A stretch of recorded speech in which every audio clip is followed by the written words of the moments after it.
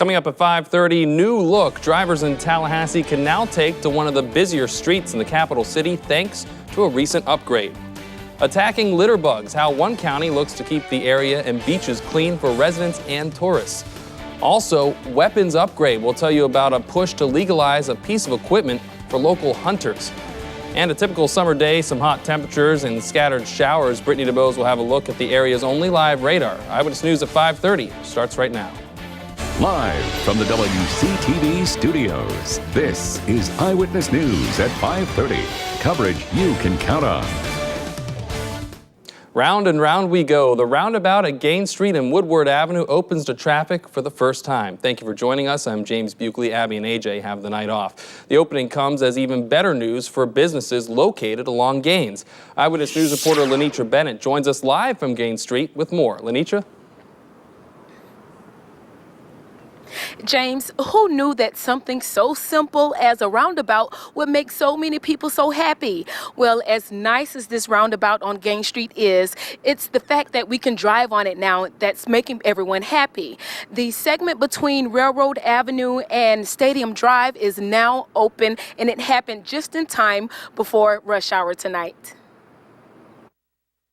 Finally. Zach Rittberg was glad to hear that these road closed signs on Gaines Street were coming down. He says it's been a long summer trying to get to work. Sometimes I forget it's closed and I plan on using it, and then I got to change my route and it just ruins my entire day. Phase 3, the final phase of the Gaines Street Improvement Project, began in May. The road was closed from Lake Bradford Road Stadium Drive to Railroad Avenue. Business owners and workers in the area say the construction hurt business. At first we had issues with the signs not being big enough. There wasn't enough advertisement from the city and stuff to know that, the business was still open or, how to get through here. So a lot of people just wouldn't come. A roundabout has been installed at Gaines and Woodward Avenue for smoother traffic flow. Sidewalks, curbs, and gutters were added, hanging lights and landscaping. Any extra ways for people to get in and out through town is always going to be great. I know there's a certain amount of frustration that comes along with road development, but anytime that road development is over, there's a sense of relief. Workers at Violet Nails are so happy about the road opening that But we're doing a 10% discount. That's right. 10% off, you heard it right, until 8 o'clock tonight. So that is a reason to come through Gaines Street.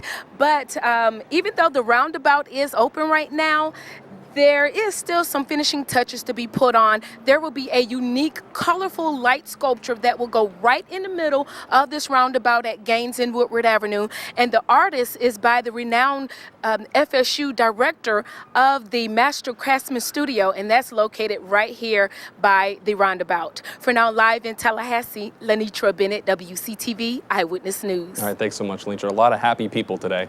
Well, one local county struggles to keep their Florida highways beautiful as their streets remain the gateway to the coast. Eyewitness News reporter Alicia Turner joins us live in studio with more. Alicia?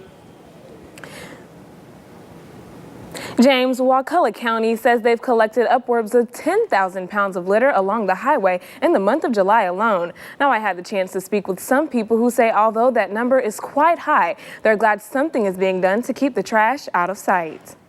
We all live in Florida. Let's keep it clean. This is a beautiful state, and part of having a beautiful state is making sure that we don't have junk all along our roadways. Ken Armstrong is visiting the beach in Wakulla County this weekend. He says he had no idea what kind of trash problem a state with a high tourism rate can have. We asked him what he thought about the 10,000 pounds of trash. It's hard to believe that so much. When you throw that figure at me, I'm thinking residential and dumpsters, not off the side of the road. Wakulla County Sheriff's Office partnered with the Department of Transportation, picks up trash along US 98 and Highway 319 every month.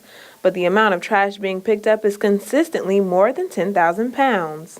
Now, according to the Wakulla County Sheriff's Office, the things that they're picking up along these highways are small things like this smashed soda can I found. And if that's the case, it would take 32,000 of these to make up the 10,000 pounds of trash they picked up in July alone. WCSO says keeping the highways clean is about more than just making the county look beautiful. Have a little bit lower crime rate than communities that just don't pay attention and don't really care about it. The sheriff's office says they usually pick up trash between 3 and 4 times a week to maintain the roads. Now, of course, bad weather and heavy traffic coming through the county are 2 factors for the high amount of trash. But the goal is to keep the highways as clean as possible for looks and safety. Live in the studio, Alicia Turner, WCTV Eyewitness News. All right, thanks so much, Alicia.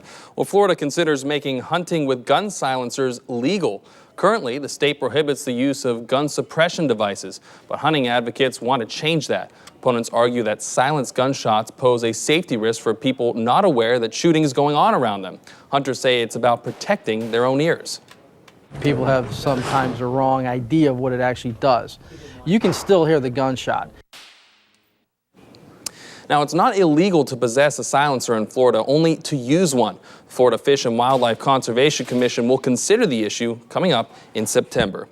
Well, for the first time in years, the U.S. military conducts airstrikes in Iraq targeting Islamic extremists. U.S. planes also made airdrops to refugees stranded in the northern portions of the country. Tara Mergener has the latest from Washington. Smoke rose from the skyline outside the Iraqi city of Erbil, where 2 U.S. warplanes hit artillery belonging to the Islamic extremist group known as ISIS.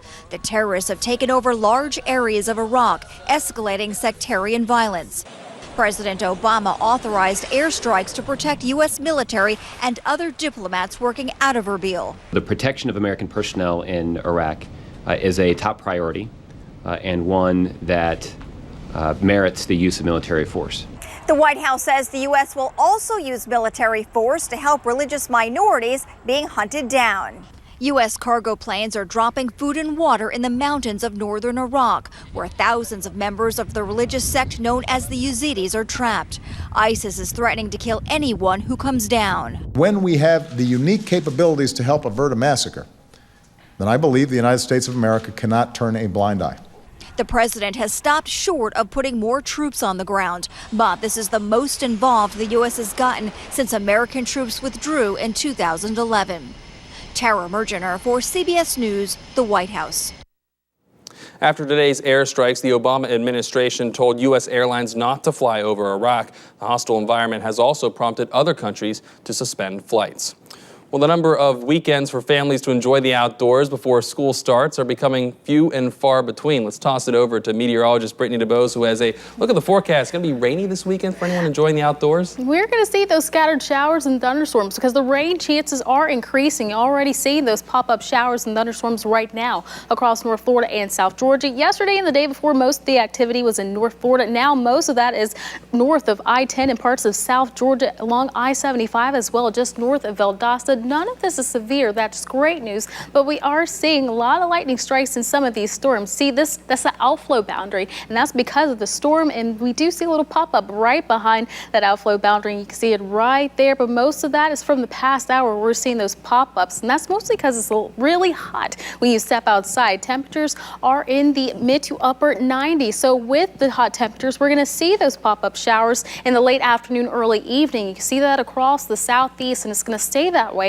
as we look ahead to your weekend. Now, our iCam shows a very interesting picture. We had rain, and then it dried out, and then we had the rain return yet again. We're going to see this weather pattern as we go into your weekend. But great news is those temperatures not going to be as hot this weekend as it is right now. 93 in Tallahassee thanks to the rain-cooled air. 95 in Camilla, a hot 100 degrees. In Bainbridge, cooler temperatures along the coast. 83 in Carabel. But will those temperatures stay low as we go into the weekend? I'll have those details coming up.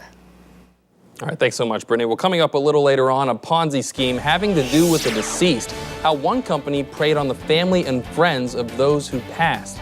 And coming up a little later on, some students might not be back in the classroom, but that hasn't stopped one business from helping them out before they hit the books. We'll explain after the break.